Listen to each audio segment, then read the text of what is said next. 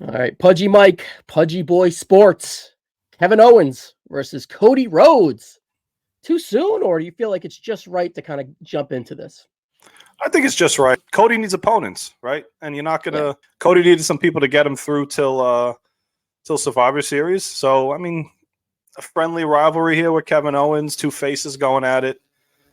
I think it's okay. I still love KO, man. I still love KO a lot. I wish he was a little bit more into the main event picture. I recently saw something. I couldn't believe this when I read it. Kevin Owens hasn't held a singles title since 2017, which is mind blowing to me. I know he's been a tag champion, but that's way too long for KO to be out of the singles title picture. Yeah, so he was Universal Champ, and then at WrestleMania, he defeated Jericho for the U.S., and then he kind of flirted with the U.S. back and forth all year there. Wow, that's crazy, huh? And he's been I pretty couldn't much believe it. upper mid-card guy the whole time and very, very critical to the WWF. Yeah. Look at him in the bloodline, dipping his toes in 3 different times, really, and moving a lot of their stories and being a key adversary for the bloodline. Holy shit, I would have had to like break my mind to get to that 2017, but I don't know if I would have got there. I would have just instantly guessed, I don't know, 2020, right? Or 2021. Yeah, you figure he'd be a part of some intercontinental title picture or something, but I couldn't believe that. I was mind blown when I read that. We're going on 8 years now. And he's been above the IC, even though even the IC has been way down there before kind of reestablishing it under the Triple H regime, right? So but yeah, you would think that he would be. That's is kind of mind blowing in a way for sure. But it's kudos to him because he continues to remain relevant throughout all of it, and they do a great job of keeping him in the mix in terms of keeping Kevin Owens a big name. So keep in mind that his contract seems to be up sooner rather than later, especially with him telling SI that it's up before the end of the year, pretty much.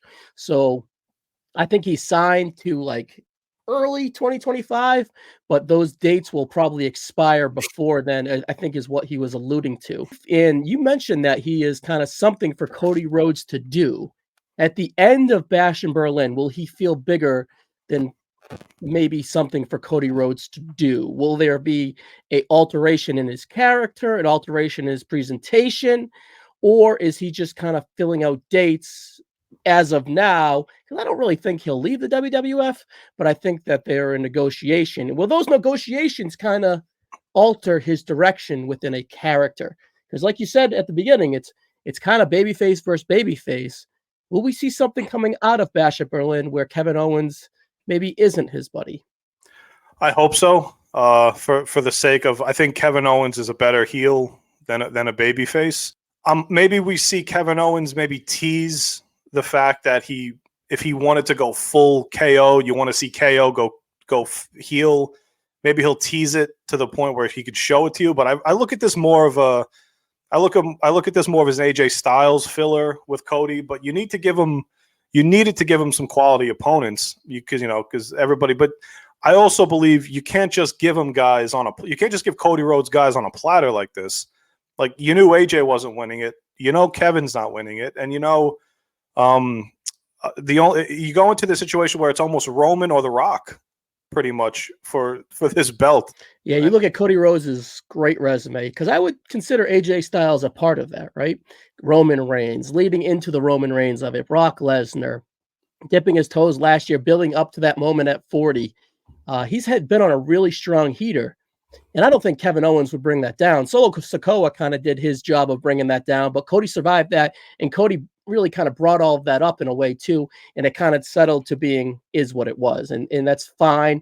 It's nothing like Cody Rhodes' trajectory is down, but his trajectory with Kevin Owens right now is an interesting one, right? Because the way that they've presented this story is, yeah, Kevin Owens has turned on a lot of people. If you saw SmackDown, they did a really cool video package, him turning on Chris Jericho, turning on Kofi Kingston, turning on Sami Zayn quite a few times. And I like at the end of that, Kevin Owens said, well, besides Kofi, those guys kind of had it coming to him. And that's a part to who Kevin Owens is, especially as a babyface, right? Like, he wants to be justified on his actions. And he's just like, yeah, I kind of took advantage of Kofi Kingston. He didn't deserve that. But that's alluding to Cody Rhodes. Well, that's Cody Rhodes' security as our friendship, you don't deserve that, right? So you're kind of like Kofi. You won't deserve that, so I won't do it to you. The other guys deserved it, so that's why I did it to them. So it's just kind of like perhaps Kevin Owens as that babyface right now, in a way, playing into Cody Rhodes' heads. And the backstory before that being, well, Kevin Owens isn't really warranted of this. He's hasn't won many matches. He presented that to himself. I haven't won any matches. Even alluding to what you said that 2017 was his last title run. As a singles competitor, what has Kevin Owens really done besides lose? He's second to Randy Orton. He was in a tag against the Bloodline with Sami Zayn. Before that, he was Bloodline foil, constantly getting knocked down and beaten down. And then he has this underlining friendship with Cody Rhodes, where he hooked Cody Rhodes with the Young Bucks. When Cody Rhodes came back, he was very accepting of him. And he's just been a really good guy to Cody Rhodes. So there's a lot of layers there. But do you think they've done a good job presenting Kevin Owens as a potential adversary in the future to Cody Rhodes? Because similar to AJ Styles, like you said too, this is kind of like a buddy thing in a way, or even a respect thing. Because Cody AJ wasn't a buddy thing, but they had that underlining respect. These guys have underlining friendship with respect, with cognizant of, well, their pasts, right? So there's a lot of layers here. There's a lot of depth. Do you think this is chapter one, or do you just think this is a microwave feud for give Cody something to do, like you said as well? I unfortunately think this is a one and done for KO because could he go? This Owens is at this trajectory of his career now for me, where if he loses this match against Cody, we're just going to continue to go with KO can't win the big one, and even though he's won the big one already with the Undisputed Championship, we're just going to go into this thing where when does KO get his next shot? Because I think after this, I think we're going to be focused more on Solo again. I think we'll go back to the Bloodline. I think that there's more intriguing options, honestly, right now. I'm a little more interested in what's going on with the World Heavyweight title than with this one at this very moment. I just don't know if they're going to put Kevin Owens back in the driver's seat with the championship.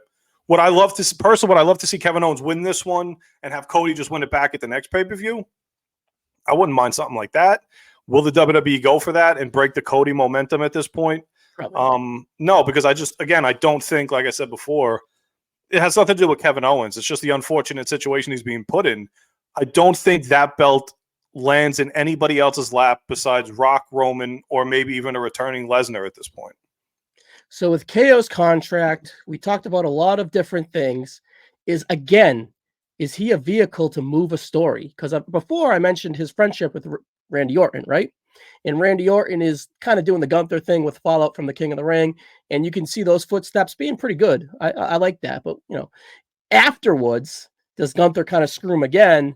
And he's like, all right, well, I'm still justified a title shot. And does that title shot kind of, well, I established that I gave KO one.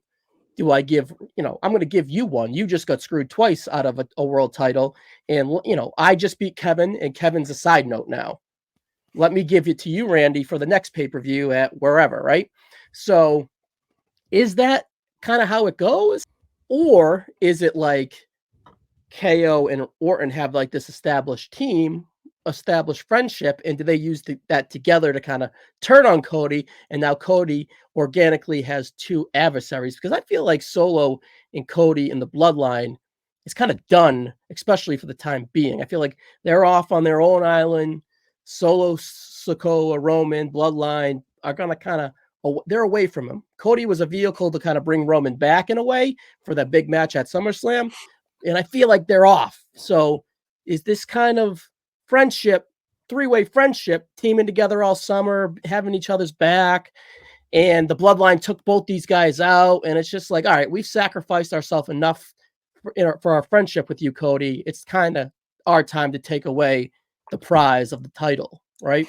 Is that what we see, or what? Is Kevin Owens, so pretty much all that being said, is Kevin Owens going to still continue to be a cog to move storylines, or is he going to get a new contract and they're actually going to go with him in some ways?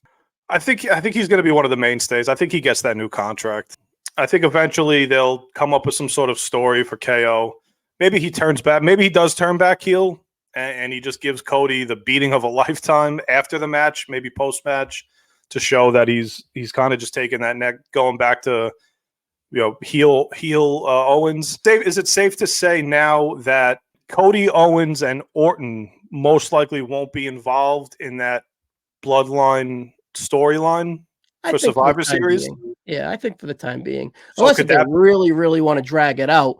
But I feel like that's so kind of been there, done that. I feel like that was dragged out for the summer, and especially going to USA, coming off of Fox, they're going to want something fresh, right? Yeah. Because organically, the rating is going to drop going from network TV to cable, and they don't want the perception of it being on USA to be lesser. So I feel that they're going to kind of load it up, especially with Raw being kind of dead on USA. I think they want SmackDown to be very similar to Raw, even similar to the USA or to Fox presentation as much as possible. And I feel like they're going to kind of organically just build up SmackDown in the fall for sure with star power or whatever. And I think within that star power, they want freshness. I don't think it feels like SmackDown since WrestleMania has kind of been stretched out and dragged out to like the point now of where we're getting stuff.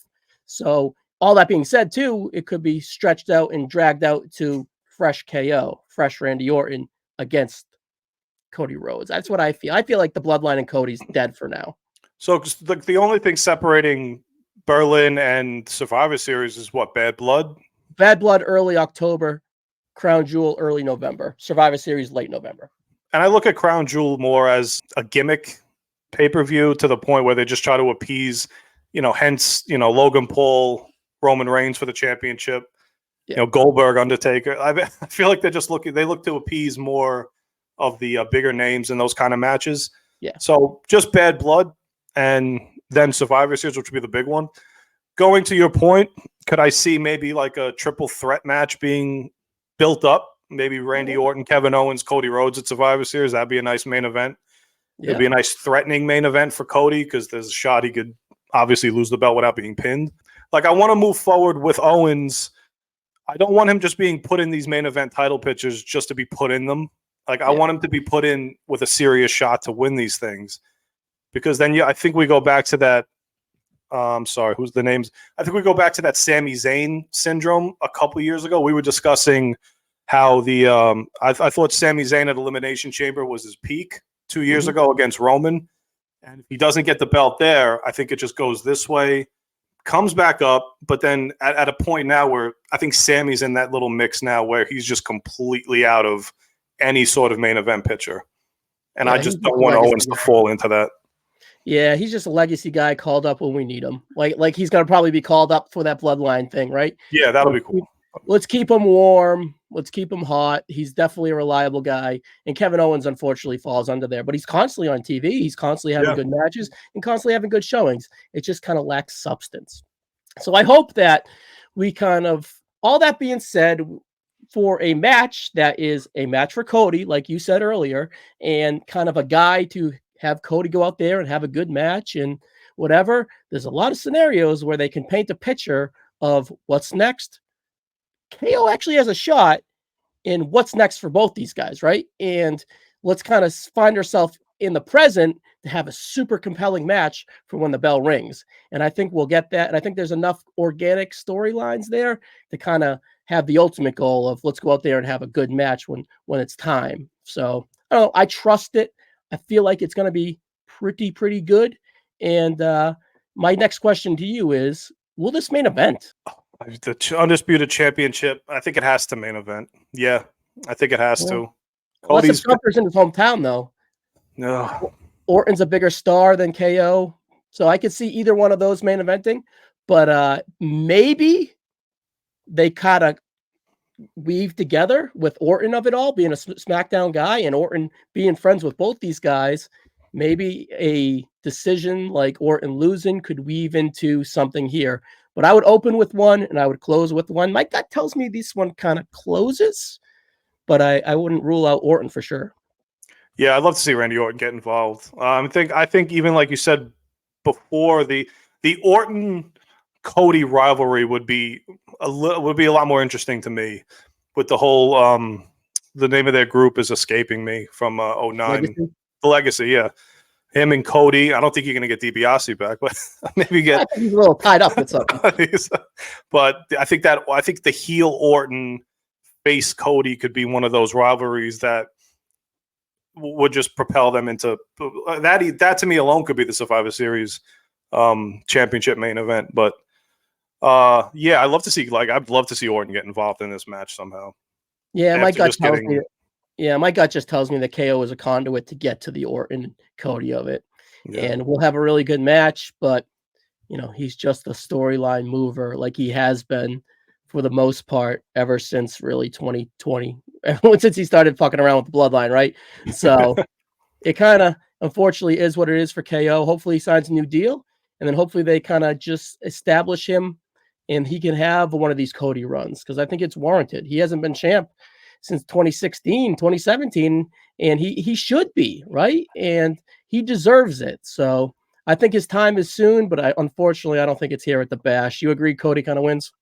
I agree Cody wins. I don't think it's this belt. Like I said, I think it's got to be that world heavyweight title is a little more obtainable than this belt. I think this belt it has too many big names eyeing it at the moment. Yeah. Yeah, that's a good point. That's a really, really good point. And perhaps a title run right on the other side of the show would maybe bring KO up a level to maybe win the WWF title or the WWE title, because it is a higher prestige belt just organically. Even though Gunther did a good job with it, Seth did a good job with it, and even Priest did a great job with it, and the belt elevated Priest. So that belt is doing its job. Yeah. It's just semantics. It's coming off Roman Reigns, who held it for 4 years pretty much, and Cody Rhodes had a monumental win, and it's been his storyline forever. So it's just it is what it is. The belt just means more on SmackDown. Yeah. So, all right, Pudgy Boy Mike, Pudgy Boy Sports, you guys have been rolling through the NFL countdown. You want to give us a quick rundown of what you got going on there, and give me a Super Bowl favorite and a Super Bowl surprise. All right, Super Bowl surprise would be the Giants. I think a realistic one. You want me to say? Oh, sorry, Giants? sorry. Super Bowl surprise. Maybe I'll go with the Packers. Okay. Packers are a team that could take that next step. Albeit that Jordan Love just got that big deal.